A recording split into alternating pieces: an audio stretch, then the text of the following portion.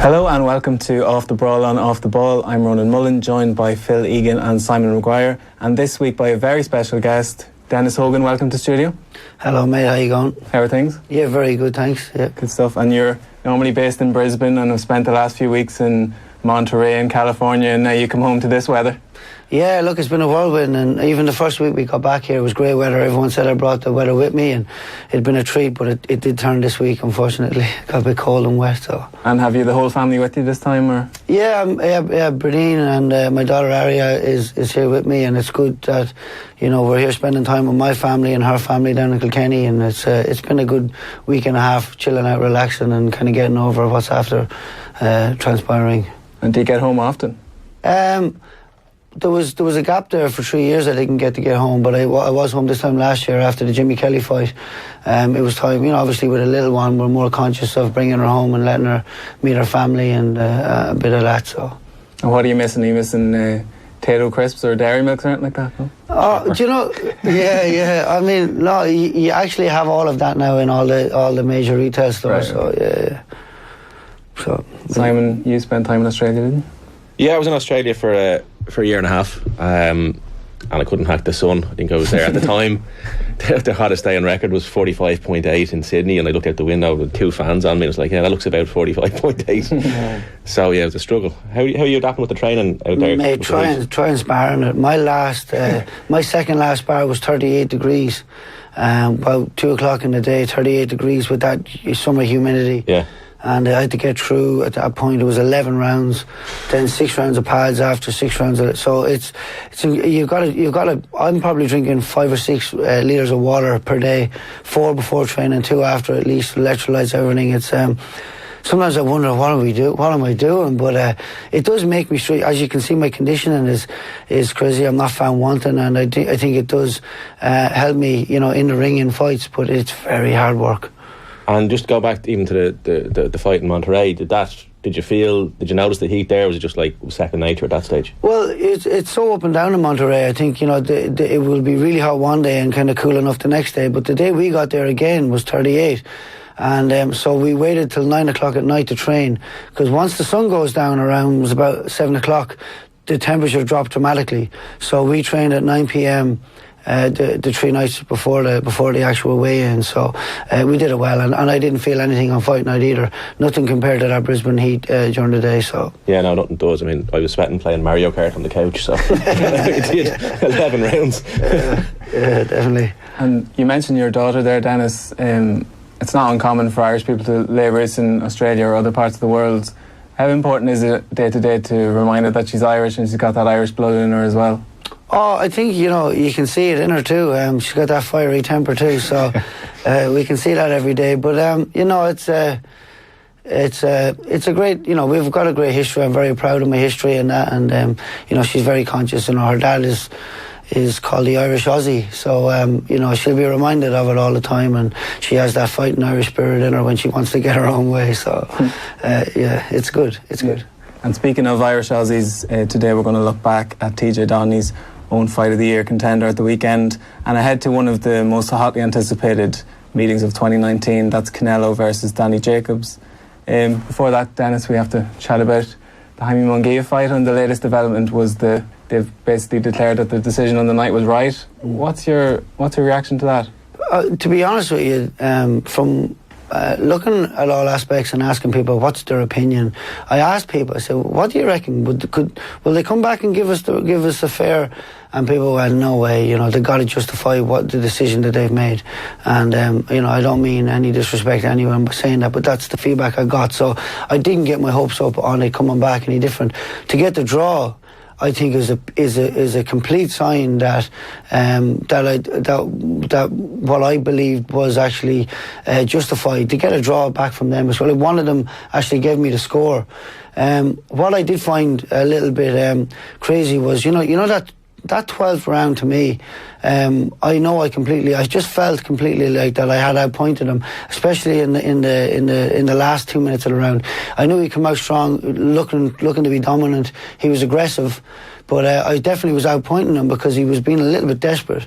On CompuBox, you could see that I clearly outpointed him by 10 points in the 12th round. Yet everybody gave him the 12th round on the night and on the rescoring, except the one person who gave me the one independent judge that gave me the fight. So there's just a really odd feeling about all of that doesn't sit right with me. It was like as if, in between, and I'm not going to go on about it, whinge about it, but in between, he wasn't really looking at his coach. He was looking out to see what was going on. And we've seen a video that transpired that his promoters were standing around where the official scoring was. So he was finding out what the scores was in between. This was my belief. And they said, you need that last round. So he came out very, very looking to be dominant, but he was just aggressive. And I outpointed him a bit better. And just something about all that doesn't feel right with me. But we're going to kick on from there. Going over, you're fighting him in his backyard. He's the golden boy, literally, and you must have known this is what was going to be required. But you probably didn't think it was going to be this bad. In terms of to get a decision over there was going to take something special. So what was your mindset going into it? My mindset going in was look, I've got this far on my belief, my ability, my will, determination and skill. And I just felt there's a feeling that resonates very strongly in me that I will be the world champion. And I think that I just feel like that's my destiny. And I just went, this is what it is. And I've worked so hard to get here that this is just what it is. And I went in there with that full belief, and you can see it on the night. I just, I didn't mind even mixing with such a high, a successful knockout artist. I just jumped in there with that belief that this is it. And so I just had to run with it, and I gave everything, and I went in there. And look, we didn't get the nod on the night with the decision where it was disappointing. But there's been a silver lining to all of this, and I know that I will be the world champion. I'm on record since 2012 saying I'm going to be world champion, and I'm still sticking with that. If the path has to veer off and come back, but there's been a lot of silver lining in this that may set me up even better for a greater future. What was his power like? Because that was a lot of the talk going into it was, would you be able to cope with his power? You took his big shots. I took them. I didn't really feel them. As I said, I was on the move a lot. The sorest part of me after the fight was the back of the head, where I could be smart enough to pull back, hit him in the face and move forward, and he would just get aggressive and swing in the back of the head and hit me there. So, obviously my experience prevailed there, but the referee wasn't pulling him on any of that, again, which I'm not whinging about. It just is what it is. But sometimes I think he landed one or two clear shots, but because I'm so on the move, they're only glancing. Nothing. I'll tell you now, nothing hurt me. In the Jamie Weech fight, he caught me a nice shot. In an Anaka fight, he caught me a nice shot where I fell down. Yeah, but I was a light heavyweight champion of Ireland for years. Boxed for Ireland at light heavyweight. I used to spar some of the heavyweights that are out around now. Like look at Niall Kennedy, and I would have sparred those guys and all that. So I'm just used to much heavier punches, and so it just doesn't seem to bother me. He missed with a lot of lead left hooks, and he put a lot into them. So as a fighter, when you avoid those punches, you must be thinking, this is going to be my night. Yeah, I knew that, because what I would do is I would get my distance, I would feint him, make him throw it, and sometimes, I maybe should have, gone in and counter-punched more after that, but in my mind, I was setting up other things. If I can feint him that way, make him miss. Then after a couple of rounds, I started to execute, making him miss and really frustrating him. And that was the plan going in, and that's, I found I was getting a lot of success that way. Making him miss gives me a lot of confidence too, as you said. And it drains his confidence. Drains his confidence, drains his energy. Yeah. You land a shot, it's a small bit of energy. You miss a shot, you've got to bring, you waste so much more energy, and, physically and mentally damaging for a fighter. Was there any point in the fight that, because he was such a bigger fighter and he had to cut so much to get down to 154, was there any point in the fight, did you notice that his power was significantly weaker than it was at the start, or was it just a gradual decline? No. His punch power never changed. Really? It never changed the whole way through. Because to be honest with you, I feel like I wasn't getting hit. I really feel like, and I watched the fight back, and I'm looking and I'm struggling to see if there was one point where, you know, and Glenn, my coach, said it in the middle, you stayed at the ropes too long, you stayed there for an extra second. The plan was to never leave my back against the ropes and just keep moving. And at one point he went boom, boom, but even at that point I could see him coming so clearly that I would move back with it. So nothing, it wasn't as if I was ever moving into a shot and got cracked. I was just so aware of what he was capable of, and I didn't feel anything, you know. And even there was talk of him landing some body shots. They started to say hit his body because he's moving so well. But even at that, like, I made him miss body shots, like we just said before, and you know, I could make him swing it air at will. So then next thing I started to step to the side a bit. His shots were just kind of glancing, and I could jab him every time, and I felt like that's what was happening. I felt like I was winning the round very well. I was jabbing him when he was trying to go to body. Unless we were standing in close, he might have landed a couple there, but there was nothing significant. I felt no pain whatsoever. And you mentioned the game plan and having operated up the weights, you were undaunted by his size. It was something you made clear in the build-up that wasn't going to be an issue. Was he exactly as you game planned for in the gym with, like, Glenn and all the other team members? It couldn't have been more perfect and clear. Everything that we started working on after me and Glenn and Paul Keegan was there as well, and we watched him versus Liam Smith, and we just looked at each other and went, we've got this fella. You know, it's like, you know, most fighters want to kind of move in, you know, kind of straight way, you know, in a straight path, where mine is all about angles. And anytime anyone did kind of move at an angle, you know, he could be caught. But the thing about, you know, most fighters is they will land a shot, like Inouye, they will land a shot, but they stayed there. So my game plan was land the shots and get out. So that's why I thought that I could get the decision there, was because I felt that I would give the judges absolutely no reason. If I'm getting in and hitting him and getting out, what can they give him the rounds for? And that was my game plan going in there, and I felt that I executed that very, very well. I remember when Matthew Macklin boxed Felix Sturm in Germany, and there would have been similar chatter around it's hard to get a decision in Germany and similarly in Mexico. And rather than going in and trying to knock Sturm out, he just said, I'm going to try and win every round conclusively, and he basically did that. But speaking to members of his camp in the ring after the final bell, they were all sort of had their panging doubt that we're just not going to get it. They had that doubt. When the final bell went, did you think, I've clearly done enough here, I'm definitely, they can't rob me here? Clearly. I jumped up on the ropes and everything, like, you know what I mean? I was sitting there. Did you see the clip back when the first judge's score was read out, and it was read out a draw, and I went, I couldn't believe it, even a draw had been given. I know, I could see it in his eyes, I could see it in the fight, I could feel the energy. I mean, I could have done more. I even felt like I had another couple of gears to go there. I could have done more if not, but I just felt the game plan was just going perfect. I could feel on my gloves that they were landing all the time, and on my body and face I felt that there was nothing coming back, and I just knew at the end of it that I had actually done enough to beat the world champion. And when that decision had come, I was actually more, you know, people talk about disbelief, anger, and there was nothing. It was just pure disappointment, anger. It was just pure disbelief. I was literally like, is this happening? That's how I felt. So it did look like that, right? It was just like vacant. Yeah, I'd basically just gone on holiday in my head there. No, this isn't real life. That's how I felt. So it was a crazy feeling. I mean, you know, other people might have a different perspective on that, but that's just how I felt at the time. No, you could hear it in the crowd as well. I mean, even halfway through the fight, it was getting, there's going to be an upset here. Yeah.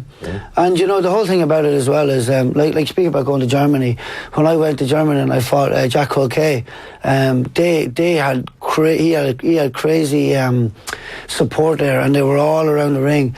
And anytime I was landing some shots on Jack, and I had like 5 or 6 people there. You might have heard him in the back slightly. Anytime he moved his shoulders and he might hit and you hear this scream. There was one woman in particular, this shriek, it still haunts me to this day. And after a couple of rounds of that, it starts to change your game plan. And so then a couple of rounds, like, it starts to change how you feel, your confidence on my landing, what's going on. And that, you know, maybe I was a little bit immature in that I didn't fight my own fight there. And then the scores ended up, it was a close enough decision points there in Germany. But in Mexico, when I landed good shots, I knew that I was getting that. And then when he was coming forward and trying to do, unless he did something significant, you know, there was that big, you know, atmosphere from 17,000 people. You know, you could kind of feel the energy of that. So that was happening less and less and less as the fight went on. And I just kind of felt even from the crowd that I was winning it too. Yeah. And having mentioned the reputation Mexico has for being tough to get a decision, it's also famous for like a great boxing heritage and like fans that know their stuff. What was the week like in Mexico? Did you enjoy it? What was the atmosphere like? Because I know many people would have wilted, but you seemed to relish it, and if anything, it improved your performance on the night. Yeah, I mean, first and foremost, I must say I had a great team with me in LA. I have a great team all around, promotions, boxing team in Brisbane. The team that came with me, my strength coach, guy who's done my meals, a pads man, sponsors, everyone that was with me, was just a great vibe. We just, you know, we constantly worked on just having a good vibe together. We call it the House of Love that we were in, and we just had a great vibe. We would wake up in the morning, we would stretch out the areas, we would do breathing techniques. We were just completely on the ball, dip in the ocean in the evening, and then up to a hot tub with magnesium in it, and just the whole vibe. We got to Mexico with the vibe like that, and it was a beautiful place. In the hotel, beautiful mountains, all that, and then I was there, and even for the press conference, the Mexican people were beautiful to us, really, really nice. And then, you know, I started to get this vibe. It was just like, you know, I'm an Irish man in Australia, and then we're here in Mexico. I'm #1 mandatory to fight the champion. I was like, this is what it's all about. And I was really getting up for that. I was like, and I'm going to take this title because we've done the work. And just my vibe was just so high. And after the weigh-in, you know, I was refueling and all that. I just started to get into this vibe of, like, you know, Paul described it as like a killer. Just, I went real cold. I just felt no emotion, just completely knowing what I was going to do. And this little bit of excitement too, that I'm going to be lifting the World Championship in the next few hours, the next few hours. And that just kept rolling with me. And I kept that vibe the whole way to the fight, until obviously the decision was, until the final bell went. And it was a beautiful experience, to be honest with you. The Mexican people, I've had hundreds and hundreds of messages on Instagram, Facebook, people saying I'm a Munguia fan. I've had money on Munguia, and you fully won that fight. People are either saying 8-4 or 7-5 to me. And you know, poor Munguia, like, I've gone onto his Instagram, he's getting smashed on all his social media, which I never wished on anybody. He came over, he put my hand in the air after the fight. He was very honest in saying he thought it may have been a draw. And so all credit to Munguia and respect to him. It's not his fault. But all the Mexican people have embraced me. And it's like as if they've made him the enemy, which is not his fault. It's just the judges and the decision on the night. Well, he said it was a draw. It means it wasn't a draw. You know, it's crazy. But, you know, Chris Mannix as well, who I was having a bit of banter with before. Enjoyed that. Yeah, it was good because, but he said afterwards he could hear Munguia asking, am I winning? Am I winning every round? So, you know, and I came back to the corner every round. I was like, that's another round for me. But again, with Chris, do you want me to tell you the story? Of course, yeah. So I was watching the Inoue versus Munguia fight, and he had said, you know, you'd have to be a diehard fan to know who Dennis Hogan is, even though he's #1 mandatory. So I just said, I'll have a bit of fun with this when the time comes. So in the fighter meeting, he was there, and, you know, we talked about the game plan, we talked strategy, we spoke about everything. Me, Glenn, Peter was there, Peter Khan, our advisor in America, and we had a good chat, and we were completely honest about what we were here to do and how we were going to win. And I said to him afterwards, I said, Chris, before the Inoue fight, you said you'd have to be a diehard fan to know who I am. I said, do you think, given what you've heard here, that people will know me around the world after this? And he said, if you do what you say you will, 100%. So we had a laugh and a smile and shook hands. And then after the interview, I said, do people know me now? He said, they sure do. So just had a bit of fun with it. You know, it was a bit of banter, but it was good. Chris Mannix is a great guy and a very good commentator. And I like him more especially now too, because he scored at 7-5. So yeah. And that was the nice thing, that while a lot of this talk around the post-fight was Munguia underperformed and is he drained at the weight and all this kind of stuff, but Sergio Mora and Chris were at pains to say Dennis Hogan was brilliant tonight. So do you feel you got credit for your own performance? It wasn't all what Munguia did wrong, it was more what you did right? Yeah, 90% of what I get is about how I boxed and what I did, and I spoke about the game plan over and over. I didn't speak exactly what it was, but I spoke that we had a game plan that was going to make what he's doing null and void. He's a power puncher. I've boxed many power punchers, and I know how to box with them. And I've even said, I think with one of you guys in an interview, I said after this fight, everyone's going to say Munguia is not making weight well, he boxed terrible. There's going to be an excuse to why the fight's panned out the way it's panned out. And then, you know, the 5 to 10% of people that are just saying it was Munguia not being good, I've just completely, I predicted this. And, you know, and I can do this to all those types of fighters. The better the fighter, the better Dennis Hogan shows up, and this is going to happen across the board. And I know you're not a resentful kind of person, and it came through in your post-fight interviews that it was more disappointment than anger, but having spoken to you about visualisation before, and I'm sure you visualised getting off the plane with the belt on your shoulder, and do you feel somewhat resentful that they robbed you of that opportunity? When I visualised Buffer saying it, so maybe that's where I went wrong. So maybe in the rematch, you know, maybe if we get Michael Buffer, I know I'm on to the winner. I've heard Save it for them. I've actually said it to Michael when Jeff was there, when Jeff and Manny Pacquiao were fighting. I said, Michael, I've heard you saying it so many times that I'm world champion, and I forget what he said. He said something funny, but and so maybe that's what it is. Maybe I should have maybe left it a bit vacant to who it is actually saying it, but. Yeah. You know, if he's commentating next, well, they're the words that I'm going to hear, and I will get that belt.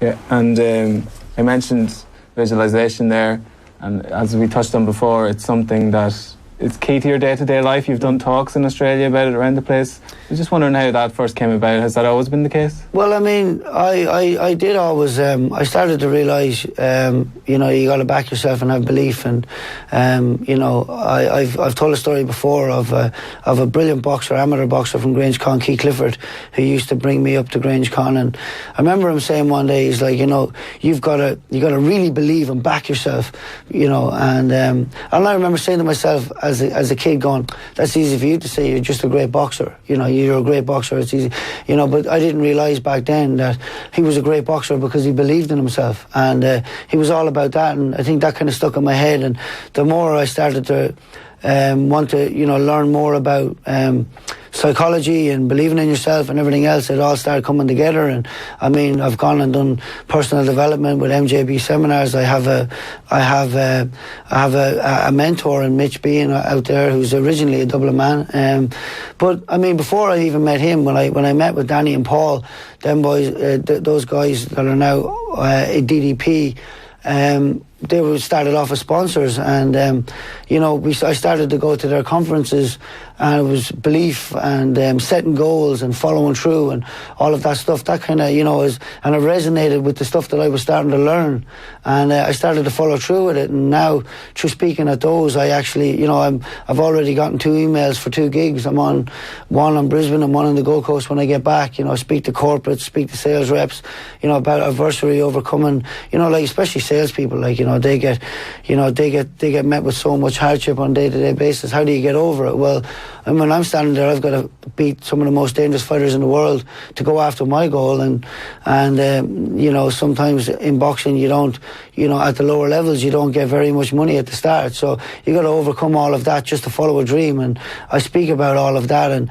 to visualise, you know, if you're not very sure, you know, you have those days where you're down, and you have those days where you're not feeling it and you're sore. And, you know, I sit down and take that time to visualise what I want my future to be, and visualise what it will feel like, and I get that energy going, and I have a mission statement. I've got my goals that I read every day, and it just keeps me on track and keeps me in that, you know, because I think it's not just enough to think about it. You got to be able to feel how it feels, and that's why I said, you know, I believe you got to show up as the world champion before you'll win the belt, you know, and I really do feel like a world champion. I feel like a world beater. I did it the other night, but it wasn't to be. But my path will lead me to having that strap around my waist, no doubt. What about visualising the actual fight? Andy Lee, who is on with us every week, talks about how, you know, you could lie in bed and visualise what's going to happen in a fight. Is that something that you do as well? I write it out. It's all on A4. Everything, you know, Glenn had an 8-point plan for this fight. I wrote down how it will be in the first round, second round. I wrote it all out. I wrote out everything. And the only thing that didn't happen was, and still, and knew was written by me. They said, and still. The only thing on the whole thing that ran out, the training prep in LA, the way it all ran down, the way everything panned out was all perfect. It was all nearly to a T. Reading it, I was inspired about it every night, reading it, of how it went down, and just that. But that doesn't mean... the funny thing about it is, you know, I visualised and felt how it would feel to be the world champion, and the second that bell went, I felt all those emotions. So I did attract all of those emotions for a certain amount of time.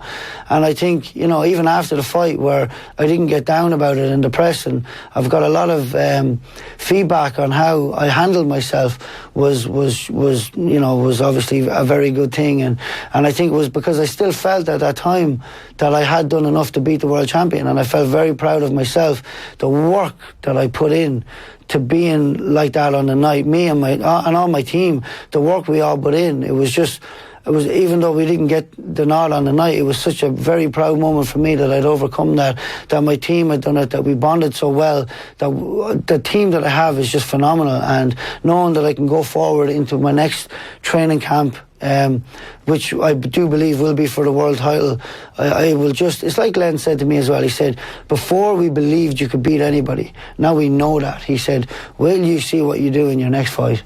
And that, to me, that's resonating really well. I'm excited now to get back to Australia and get back in there and do things better again.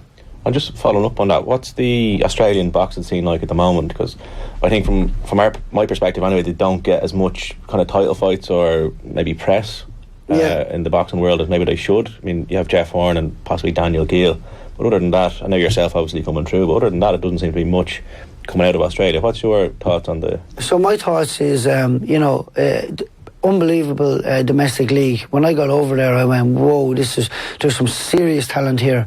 The toughest fights I've had have been for Australian Championship fights. And you know, it's actually, like, if you look at myself, John O'Carroll, TJ Doheny, all World Championship fights, we all started out over there.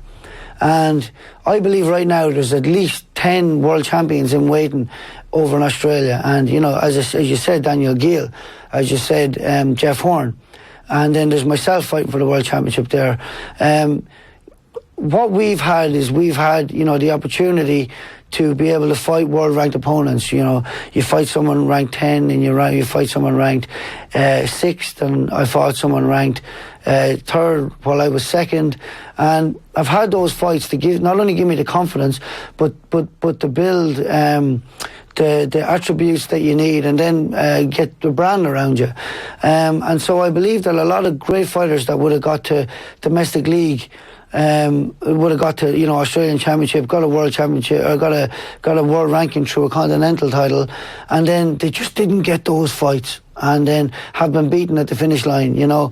But that doesn't mean that the champion, being a world champion, wasn't in them. I just don't believe that the actual occasion, opportunity was there for them. So I mean, this is why DDP has started up. You know, for me, DDP started to give me those fights, and now here we are. And DDP now, obviously, we've got Rowan Murdoch, we've got Didi Hobbs, and we're about to announce another exciting signing. And you know, the thing about us and these fighters is there's no kills for these fighters. There's hard fights. You know, you got to get through those hard fights, and you will keep improving, and you will get your world-ranked opponents, and then when the time is right, you will fight for the World Championship. And I think that might be what Australia may have been lacking. And you know, it's no disrespect, it's hard because Australia is so far away from the rest of the world. And like even Chris Mannix saying, you know, you would have to be a diehard fan to know who Dennis Hogan is. That's because we're down in Australia doing our thing. We're bringing in top opponents, world-ranked opponents down there to fight them. And you know, it's just so far away from everything that's going on in America and UK that maybe they don't get the chance to see outside of what's going on. But the fighters that will come with DDP, they will certainly get the opportunity to be world champions. And you know, you've got the likes of the Maloney twins there as well. I mean, they were you know, crash hot in the amateurs, and one of them lost on a split decision, I think, to a world champion in the World Series. And fully believe those guys will be world champions as well. And you know, Rowan Murdoch is no doubt going to be a world championship in the super middleweight. Didi Hobbs is fighting for the world championship again in June. So things are starting to turn there now, and you know, I'm very glad of DDP as well to provide those opportunities too. You know, as long as along with, you know, Duco helping Jeff Horn, getting him the right fights. And then he bet Manny Pacquiao, so you can see what happens there. But the talent is there. Good.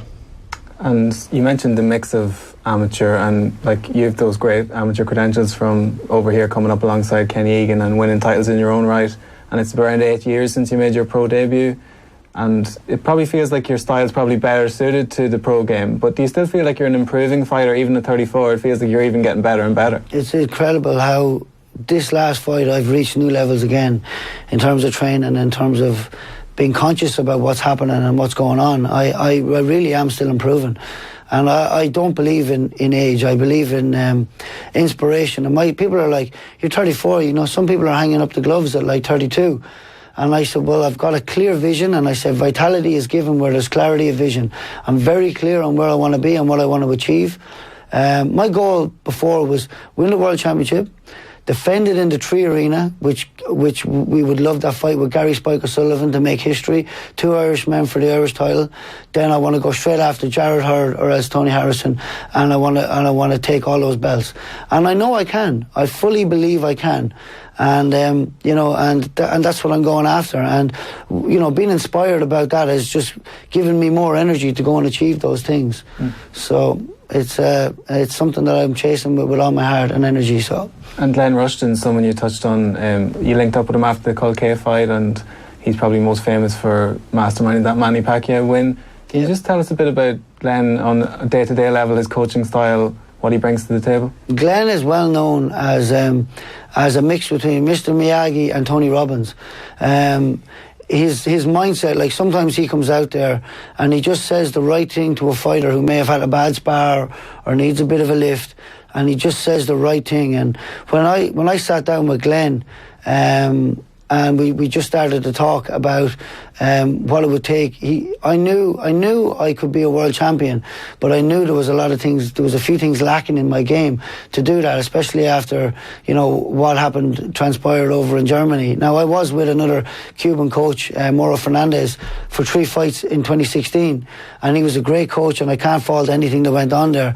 But when I sat down and chatted to Glenn told me that, you know, when he spoke to me about what it would take for me to be able to beat the world champions, it resonated with me 100%. And I said to Glenn, well, let's make this happen. And Glenn said, well, I need you to come in and put in, like really put in. So I was up there for about 5 to 6 hours a day from January to about mid-April, every single Monday to Friday, doing all the skills, doing all the drills, doing everything he needed to see in me to be able to work game plans to beat these fighters. And at one point he turned around and said, now, I fully believe now you can beat anybody. Now we're going to put daylight between you and the champions. And that was a great thing to hear. And from then on, then he could just develop a game plan and I could execute that throughout the training camp. And it's worked really well. Glenn is one of those people who was a really good martial artist. He brought a lot of different martial arts together, and met his own one and promoted martial art promotions in Australia. He used to do Brisbane, Melbourne and Sydney, and he used to fight them himself, you know, because he loves fighting, absolutely loves it. So you know that he's in it, you know. And again, when I went with Glenn, you know, Glenn does things out of inspiration and not desperation, and he loves fighting, and I know in him, he tells me, you know, he would love to see nothing more than me be world champion, and that to me tells me that he's doing it for the right reasons. It's not about money for Glenn. It's about watching people excel and do better, and I know I'm with the right person, and I will see out my career with Glenn Rushton. You see, we know you have your heart set on being a world champion, so what is next? How is that going to happen? Is there going to be a rematch, or do you think Munguia is going to vacate and move up? Yeah, I mean, most people think that he probably won't want to borrow me again, but Paul Keegan is heading over to Vegas and having a meeting with with Golden Boy, and I think Beltran will be there. Xanafer Beltran will be there as well. They're going to sit down and have a chat about the rematch. Even though the WBO didn't reorder it, obviously because of the recount, but Oscar De La Hoya has said that he would want a rematch, and Paul is going to sit down and they're going to try and negotiate that for the very next fight. And who knows what can happen from then, you know, because DDP has been unbelievable, and we've been doing great things, you know, in Australia and all that, and but there's been a lot of promoters in America now who've reached out and want to work with us. So we just have to see now if that's something we want to do with any promoters there, and see if other promoters' values align with ours and our vision, and we'll just see what happens from there. But the immediate rematch is something that we want, and if it's not a rematch, the vacant title would do just fine. Vegas? Yeah, Vegas. Well, New York, I reckon. Yeah. I would love New York. You know, if we were to get it on our terms, and if you wanted, I think, a sellout, let's do a Madison Square Garden in New York.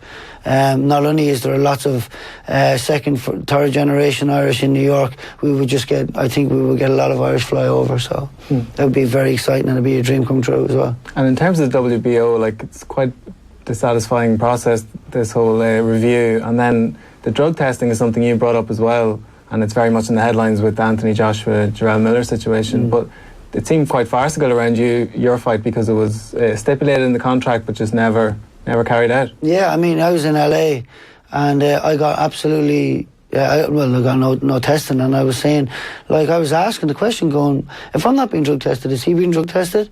And then I finally said on Fight Week, when I hadn't been drug tested in Monterrey, I said, right, something's up here. So I just said to Glenn, listen, we need to, like, is he being drug tested? Can we find out if he's been drug tested? So Glenn brought it up, and he said it to the supervisor. The supervisor said, I'll go check that, and walked off. And then we waited around after the conference, which would have been about an hour and a half after the fight. After that, we were like, do we leave? Like, are we not going to be tested? No, there's no test, nothing that showed up. So we just went on, and we asked the question, and we were like, because it's in the contract, we were like, surely somebody has to be accountable for this. And I don't know if it's a loophole or whatever, but apparently it's like, well, they were ordered to, and they just never showed up. So we just got to roll with that. Like, what can we do or say? I'm not going to say he was doing anything. I mean, yeah, but I mean, I would have liked to seen that I was drug tested and he was drug tested, and we could both have walked away knowing that everything was done right. Who was supposed to do the testing? I don't know who the lab was. I don't know. I probably should. I mean, it's on the contract, but yeah, I'd have to look that up again to be able to tell you. I usually leave that stuff to my team. And is it something you'd stipulate for that has to be done by a credible lab next time for the next fight? Well, yeah, of course, yeah. I mean, now we know. We've learned so much from this fight. I mean, obviously, you know, I'm not here to talk about anything like that, but his team had seats, and they had a nice system to get in and out of the ring, where I didn't know at the time that the guys didn't have seats. I didn't know that. Someone had to sit on the ground, sit on the edge of the seat steps. What I do remember is, on one occasion, Glenn and the supervisor they both came flying through the ropes. Glenn nearly fell on the ground. And I was like, what is going on here?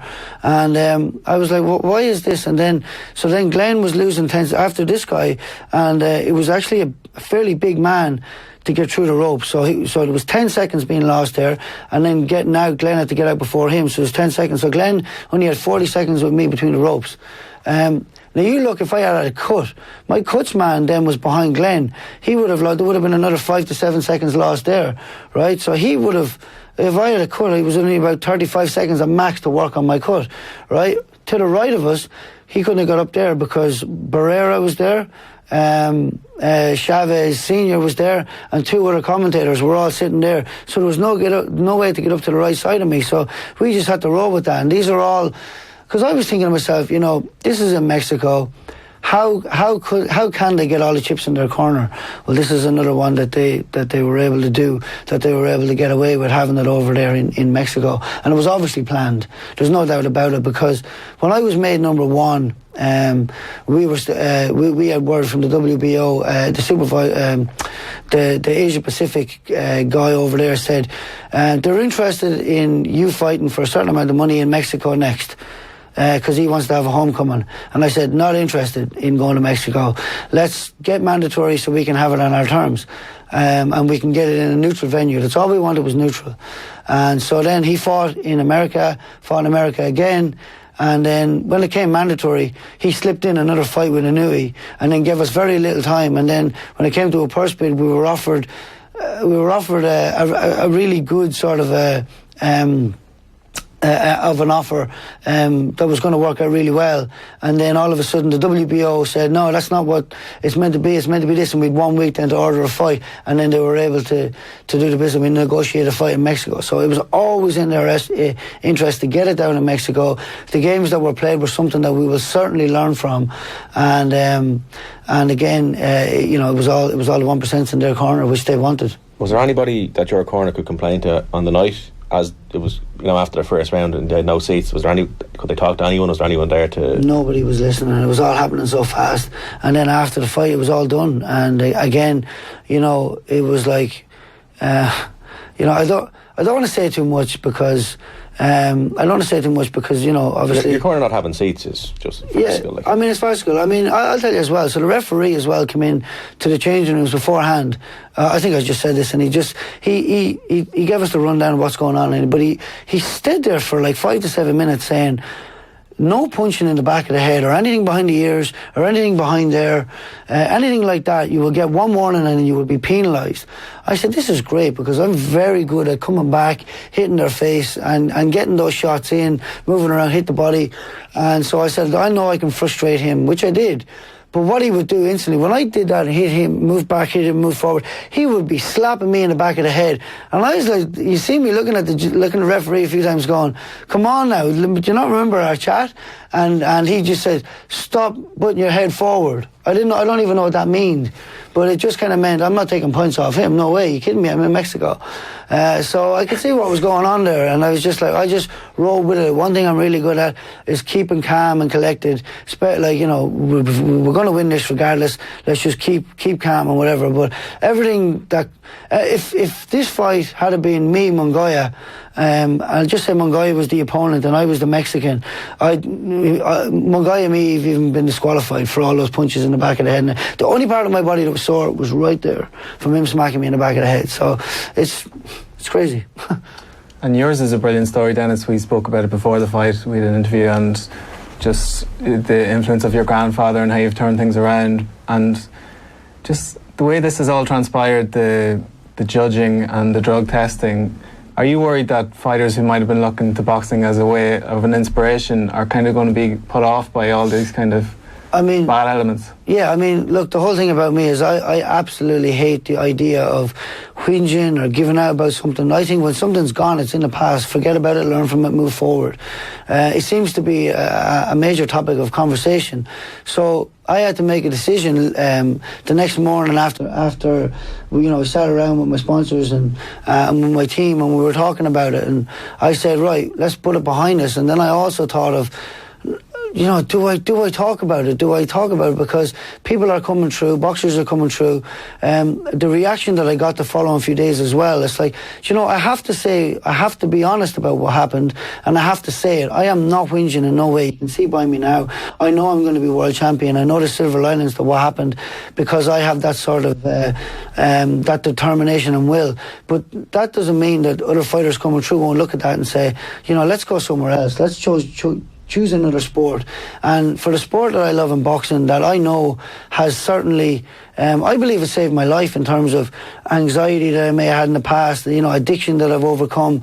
Boxing has always been there for me. It's been that thing that's got me back, it's got me inspired again, has got me feeling good mentally, physically, and it's kept me on track, it's kept me with vision, and it's now providing for my family. All of these things, like you see in third world countries especially, lots of fighters, come from the gutter into boxing and make it big. And it's such a great sport for people, not only for all of that, I gotta say, for kids that were bullied. Like Jeff Horn was bullied, and he went to boxing, met Glenn Rushton and became a world champion, and now his future he's got a great future ahead of him, and he's now going around doing talks to kids that are being bullied in school. And boxing is just a fantastic element for all of that.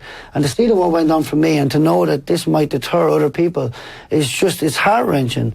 I've got some good goals for after boxing, and it's about getting back out there, throwing the ladder back down, helping people up with mindset, bringing boxing to the masses, like making it more readily available, spreading the light on how boxing has been for me. You know, I know Eric Donovan is doing good things as well, going around to schools talking about it. You know, all credit to Eric. He's been through mental health issues, as he speaks about himself, and he's going around talking about it. So, you know, he's on that track. Tyson Fury, you know, I was a big fan of him before, but now he's like, you know, he's right at the top of my list as well. He's speaking about all that stuff too, and how good boxing is for that. Now they're looking, like, they've looked at him and Wilder, and they've seen the draw that went on there. They've seen what happened there, and now they're looking at what's happening there. Do kids want to go down that route now, or they want to go to a sport like Teddy Atlas has spoken about? You know, baseball or soccer. You know, like a team can go and they can have a loss. And it can be something that they can, you know, they're going to play again next week, and it's going to be all good. You know, or else even the scoring system is pretty legit. You know, they can look back in rugby and see if it was actually a try or not, or whatever else. In boxing, it's not like that. Our kids going to go to those sports where it's more direct. And I'm hoping not, and that's why I'm voicing my opinion now, and hoping that we can do something in boxing about that. This isn't just about me. This is about integrity of the sport, and about people doing the right thing and shining the light on that. And let's hope that my case is something that will actually change stuff. You know, obviously we've not seen that with the rescore, because they've devised some statistics. To, you know, when the draw came back, they've gone statistically with this round and that round, how that correlates. That you can pull statistics out of your hat, should I say, to make anything sound right. And let's just hope that this will shine a light on what way to do it again in the future. Right, so elsewhere in the Irish boxing scene, really nice win for Kevin Iyarko on Frank Warren's card in London. Lots more to come from him. But it was TJ Doheny who really captured the imagination around the boxing world on Friday night against California's own Danny Roman. What a fight. Yeah, we said in the build-up it was going to be a good fight. It was unbelievable. And the 7th round, I thought, like, I was watching it, standing up in the living room, shouting at the TV. I thought this was it. He was gonna do it. He had Roman in so much trouble. His left hand was landing at will, and then when Roman, it could have been scored at 10-8, but the ref judged when he went down that it wasn't a knockdown. What did you think of that? You know, it was very clever actually from Roman. He kind of disguised it. But I kind of felt then after that round, TJ put so much into it that at the start of the 8th round when they came out, Danny Roman's confidence was probably a little bit shot, but TJ maybe just took the round off to try and regather his energy, and maybe that gave Roman the belief to think, you know what, maybe that's the best of him, and I can close out the fight now. And it was an incredible fight. And I said that round, the 4th round as well, was another brilliant round. Even the 12th, the way he came back after being down. I thought he was gone after the 11th, spitting blood in the middle of the ring, and he comes out and probably wins the 12th round. I remember Andy Lee talking about the Karabov round where he was probably behind on the cards, and he got his opportunity. He said, it's a good job they stopped it, because I was, you know, my energy was all gone, and it seemed like that was TJ's chance to really to take the title, and just evaded him ever so slightly. But on a night where they shared the card with Rungvisai and Estrada, which was last year's fight of the year, and this is the fight everyone's talking about, it shows you how good of a fight it was. Well, given that Rungvisai and Estrada went, you know, round 13 to 24, what a fight, like. And the beauty of it is, with Estrada winning, we definitely going to get a trilogy fight now. And as for Doheny, I mean, yeah, he turned up, he gave it everything. I do think he got caught a lot with straight rights, and it looked like they were easy scoring hits for Roman. And if he just gets that out, you know, all of a sudden it's a more even fight, I thought anyway. Just looked at, Roman kept landing straight down the pipe. If in a close round, it's going to shade it towards, and give him the nod. But that was the only kind of real difference I could kind of pick out from it. Yeah, I had Roman by 1 point, and the knockdowns were the difference in that regard, because obviously 2 10-8s meant it swung it in his favour. But the second round in particular was noteworthy because TJ was winning that round, and it went from a 10-9 for TJ to a 10-8 for Ronan, so that's a 3-point swing straight away. Well, not necessarily. I mean, did Ronan win the rest of the round? I mean, it's only a 10-9. Well, that's very rare. And that's actually worth talking about, that rule itself. No, but yeah, you're right, but it's so rare that would happen. I actually have seen it in a fight, and it's just completely evaded me now, where somebody got hit with a flash knockdown, but was winning the round, so it was only given as a 10-9. And there's definitely wrinkles there where TJ actually disputed the knockdown as well to the ref. Yeah, but I think it was fair to call it as a. Yeah, and then similarly in round 7, like, it was a momentum thing. He sort of knocked him over bowling forward, and many of the ref would have given that as a knockdown. You know, so I don't know. Just, what was the margin in your head? Did you think it was close going to the 12th round? Extremely close. I mean, it's one of those fights where you can watch it a couple of times and have it different ways. And again, that knockdown round, if you're going to score 10-8 or 10-9, I'd score 10-9. I had it a point for Ronan in the end as well, but that was because TJ wasn't given the knockdown. So I don't know, are we looking at a draw, rematch? Let's just get it on again. And the main and the co-main on the same card again. Why not? Yeah. And Dennis, similar story to yourself. TJ went to Australia, loved the party life a little bit, and then turned things red, knuckled down, and got to the world title level. Have you much experience with him in the past? You would have fought with him on the Australian Irish team, would you? Yeah, so I mean, first off, I had done a bit of training with him up in Portlaoise. I don't know if you'll remember that or not, but just, you know, we didn't know each other that well, but I remember him being there, and nice till I was up there sparring. I was up there with Ross Hickey, and he was there. He seemed like a nice lad. And then when the team was selected to go to Australia, I had previously been there the year before as a backpacker, and then I was delighted after getting picked to go on that team to go back again. But we fought in Brisbane and then we fought in Sydney, but TJ had already been living in Sydney, and so TJ came up to Brisbane for the fight, and we fought on a team together in Brisbane, then twice in Sydney, and we got on quite well. Very, very good fella. And then I went home, and I came back out a few years later and went pro. And my first pro fight, there was an Irish versus Australia team, and I was the only pro that night, and there was an Ireland versus Australia amateurs, and TJ fought on that card as well, which he was completely ripped off in a terrible decision. It's still a talking point to this day back there, how he had destroyed the fella and didn't get the decision. But he went pro a few years after that, and you know, I remember when TJ was in his eliminator, he'd won his eliminator and was about to fight for the World Championship, and I remember me and Paul talking, and I said, do you remember me telling you from the very start that he had the tools to be world champion? Paul said, you're right, you know, you did say it, because I remember TJ fighting with Nevin in a final. The winner of this championship, winner of this fight, was to go on to qualify for the Olympics. And I remember, because both of them were such big counterpunchers, and I remember at the start of it, it'd gone on for a few seconds, whatever, and then the referee had stopped it and said, someone's got to punch, right? You got to punch.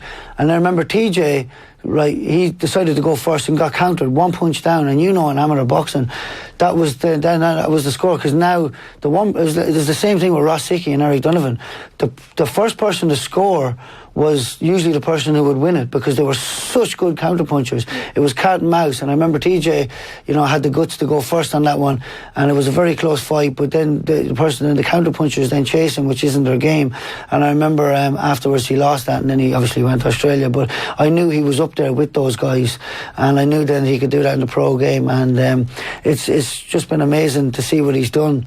But he was down in Sydney and I was up in Brisbane. We did fight on the same card twice, once in Brisbane, once in Sydney, and it's great to see what he's done, become world champion, and dare to be great against the guy. And I'll admit I didn't see the whole fight, but I did see the last few rounds, and a complete warrior, TJ, and I know he'll be back again. And his counter-punching style really came to the fore, and it's something you see in your fighting style, the amateur ethos sort of creeping through, and that beautiful pop left hand on a counter-punch, like he was nailing Roman with that in the early rounds, and Roman probably thought, here, I'm in a real fight. And then there was elements where Roman's power maybe was coming to the fore a bit, and TJ stood and traded with him. Like, he was obviously plan A was to box on the back foot, but when he felt the need, he stood and bit down his gum shield. And then the 12th round, Phil, you've mentioned it already, like, it's just testament to his character that, you know, yeah, like he'd look on the 11th. He'd taken body shots. He said it in the the fight after, or after the fight, that the body shots,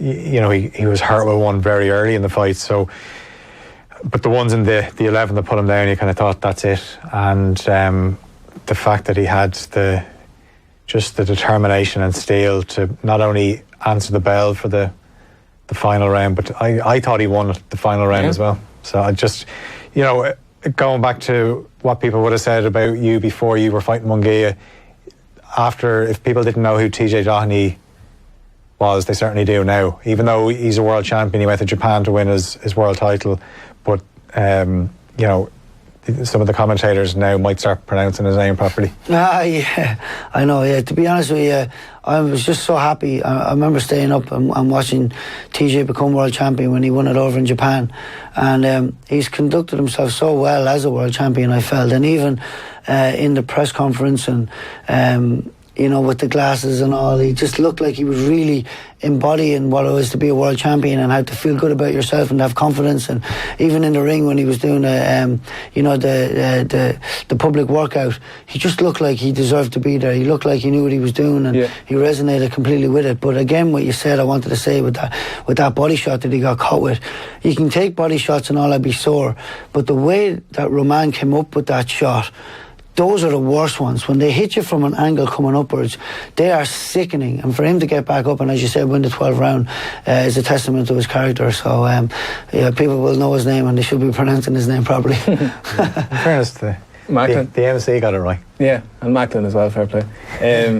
Sometimes you're loath to say it about a fighter after they've lost, especially in your case, Dennis, but for TJ, after such a spirited showing, like, his stock is at an all-time high now, and he's with DAZN and Eddie Hearn, so he's well set. But he's more marketable now than ever, isn't he? Yeah, is there a worry that maybe some of the other champions would have been looking at him thinking, maybe that's not a fight I want to take? That can also be a bit of a concern for him, but he could definitely challenge any of the current title holders.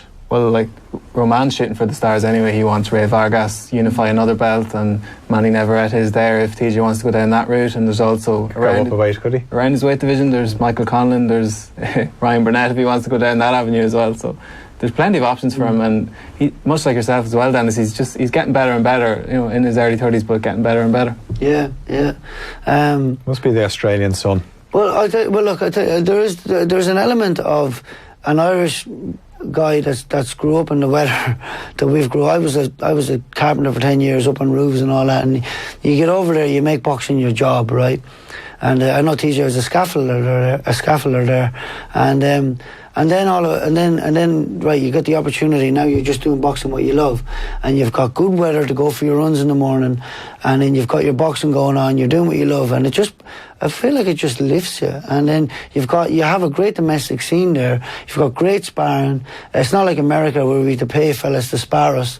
In Australia, everyone will come and spar you for the opportunity. I don't know what it's like here in Ireland, whether they charge or not, but it was like $35 a round for us when we were in America trying to get sparring, and it just, everybody just loves it, and it brings the best out in people. Like Dara Foley there as well. You know, he's come out, he's done well there. Like John O'Carroll starting off there.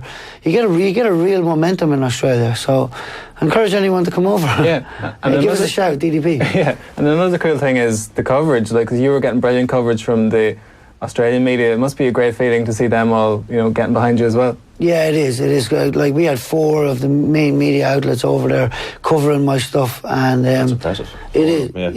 Yeah.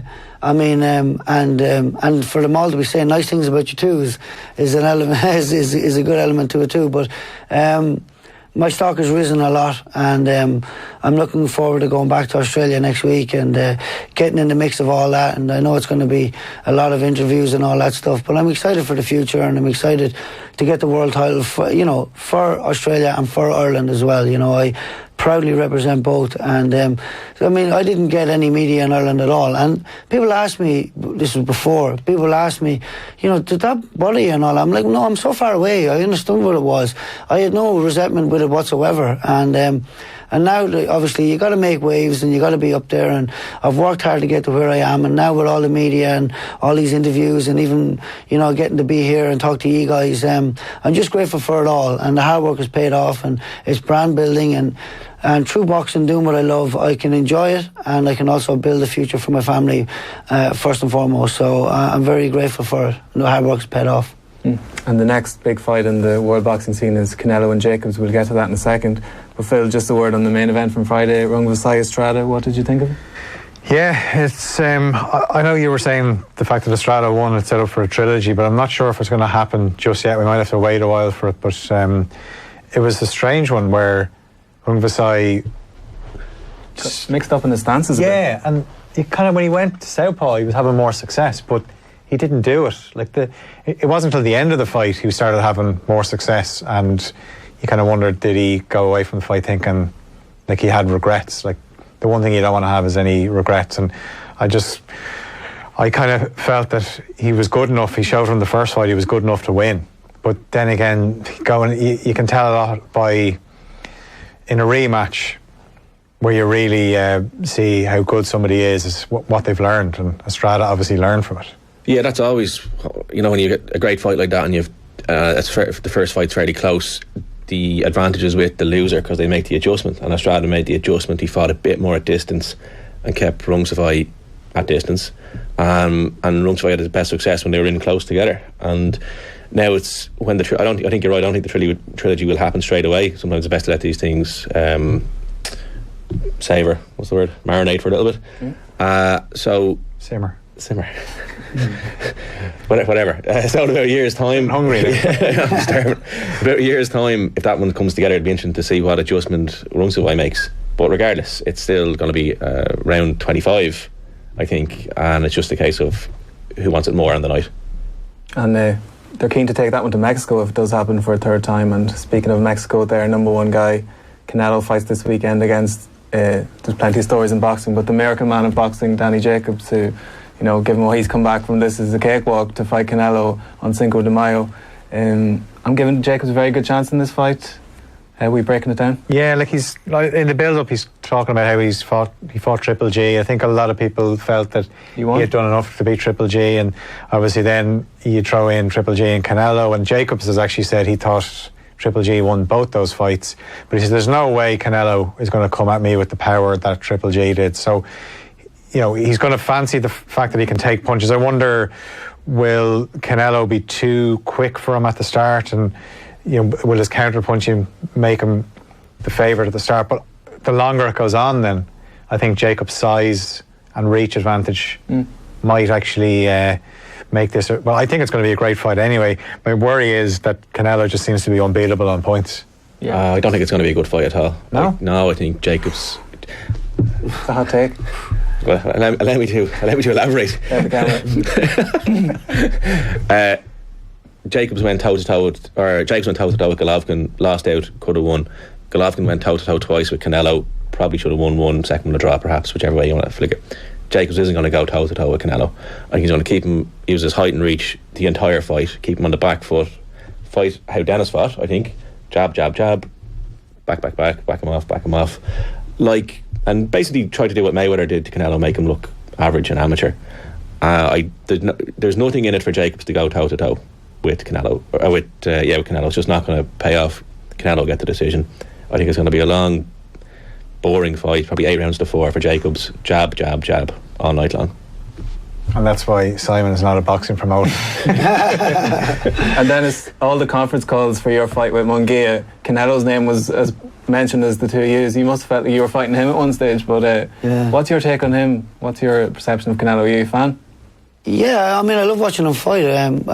When he fought Golovkin and the two boys were loading up on each other, I thought these are two absolute machines here, and it was a pleasure to watch both fights. But the second one in particular, just the way they were catching each other, they didn't seem to take much steps backwards, and it's just great to see. It's not the way I like to box, but it's great to watch. And actually, when you were saying that, I thought you might be right. I think that that Jacobs probably will use that reach and all that, but he'll always be trying to get that right hand in.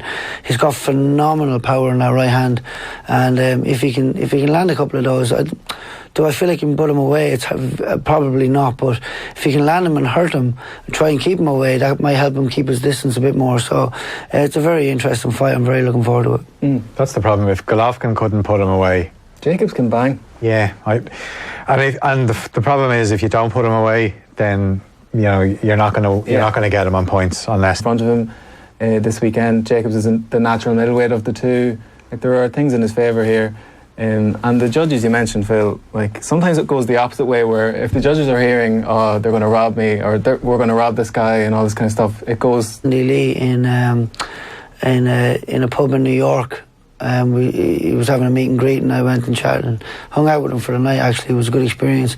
But I remember he was saying that he was really keen to get his hands on Daniel Jacobs because he had hurt him with body shots and sparring, and he just knew he could put him away with body shots. So I think that might be a good call. I think no body shots from Canelo. If he can get away from that, he'd be right.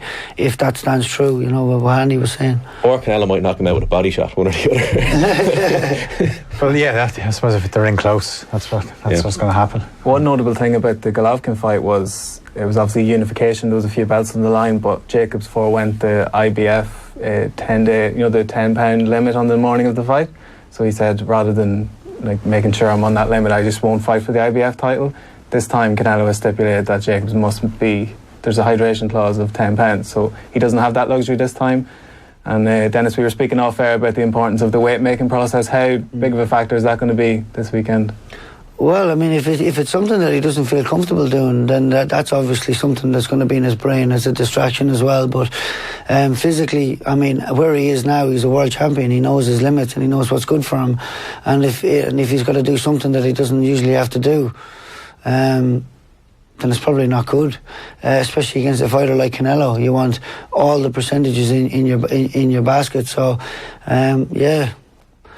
It's probably not going to be good. It's going to be an advantage for Canelo anyway. So he has to hit. Canelo's going to win with body shots. So he has to hit. Was it 170? At what time on the morning of? It varies depending on the commission, but it'd probably be about 10 a.m. Local time. It's a distraction you could do without. Yeah, well, he's going to have to get used to it if he's carrying that belt, so it comes with the territory, I suppose, and we saw how impressive he was against Derevyanchenko, so it didn't affect him that night. Canelo, just to speak about him for a second, took a long time for me to warm to him. I wasn't, for a few different reasons, but I was very impressed with him against Golovkin, because Abel Sanchez, who has since left the party with Golovkin... Not very graciously. No. He was saying, right, come on, Canelo, meet us in the middle of the ring. And Canelo did. He obliged and he met him in the middle of the ring. And if anything, it was Golovkin that was thinking for the first couple of rounds. He didn't want to get his nose in there. So Canelo kind of won my respect if he wanted it. I'm not sure if he even cares about my respect. But he probably doesn't. No, I wouldn't have thought so. Judging by his panda outfit earlier on, I'm not sure I respect him too much either. But yeah, that was when I saw that. I was like, I thought you photoshopped it. Yeah. But last word on this anyway. Simon's already given his prediction, but Phil? I'm going to go with Canelo. The more we talk about it, the more I think that the body shots and maybe the weight cut and the fact that Canelo is rather good at boxing as well. He is all the odds are kind of stacked in his favour as well. So I think Canelo will win. It'd be great to see Jacobs win. He was so close against Golovkin. This would be obviously the biggest win of his career, and given what he's gone through, like when he had the life-threatening form of bone cancer, because it came up actually when we were talking about this with Andy, when people were talking about Tiger Woods' comeback. But I think the fact that Danny Jacobs was close to dying like this would be just the ending for the perfect story. And is Danny Jacobs going to go in and upset Golden Boy again, Dennis? No, I don't think anyone can upset Golden Boy. Not from what I've seen. I do think Canelo will probably win it, yeah. Okay, and Simon? Jacobs on points. There we go. And domestically, I said I think Jacobs will win as well. If everything goes above board, I think Jacobs will get it. Domestically in the UK, I mean, it seems Dubois versus Joyce remains on ice. We were kind of excited about that initially, and now it seems to be back on the back burner. Well, you wonder, Joyce was watching the fight, the Richard Lartey and Dubois fight the other night, and you wonder, was there things that Joyce saw and that thinking, actually, Yeah. I want this. Because it was so refreshing when it was announced that this was going to happen, that these two lads at differing points of their careers are going to meet in a winner takes all sort of vibe of a fight. And now it seems on the back burner, as I said. On the world scene, Andy Ruiz is going to get the shot. We spoke about Michael Hunter last week. It seems like he's probably a little bit too hot to handle on short notice, so they're going to go with Ruiz, who's going to at least stand there. And he mightn't pass the eye test in terms of his physical conditioning, but he can punch, and he's durable. He went 12 rounds with Joseph Parker, which seems to be the litmus test now for a lot of the top heavyweights. How did they do against Joseph Parker? But it's just a guy that'll go in, and Joshua will get to show his array of punches, and the Americans, he'll stop him, I'd imagine, and the Americans will go home happy thinking, yeah, this Anthony Joshua lad can bang, and he's got the image to go with it, because that's what they want. They don't want a 12-round stinker. They don't want a 1 or 2 round finish, maybe 4 or 5 rounds, and the crowd go home happy. And without naming any names, the people who've turned down this fight because they don't want to jump into the VADA testing pool last minute kind of speaks volumes. At least we know Andy Ruiz, if he's willing to go in at the drop of a hat, this is a clean fighter. Well, yeah, that's exactly it. You look at the list of names, it turned down, was it $5 to $7 million? One guy turned down 10 times his highest purse, so I think he's... to not go in a drug testing pool to fight Anthony Joshua. That says it all. So that's where the heavyweight scene is at the moment. Dennis, before we let you go, one last word on your future plans. When can we expect to see you back in the ring? What are you thinking? I think the next 3 to 4 months tops, I'll be back in there. Again, that conversation is happening on Friday in Las Vegas. They're all going to be there for the Golden Boy, and are going to be there for that big fight that's happening with Canelo and that. But Paul is going over to meet them, and the rematch is certainly what we're looking for. Oscar De La Hoya said that this fight deserves a rematch. We know that Golden Boy would want it, what it seems like. It seems like Xanafer Beltran don't really want it, so it's going to see who comes out on top on that one, and hopefully we can reach a deal and have something to announce maybe early next week. Thanks again for coming in. It was great to have you. Thank you very much. Safe Fight Black. Thanks to Phil as well, and to Simon, and to producer Tom as well. Until next week, that's all from us.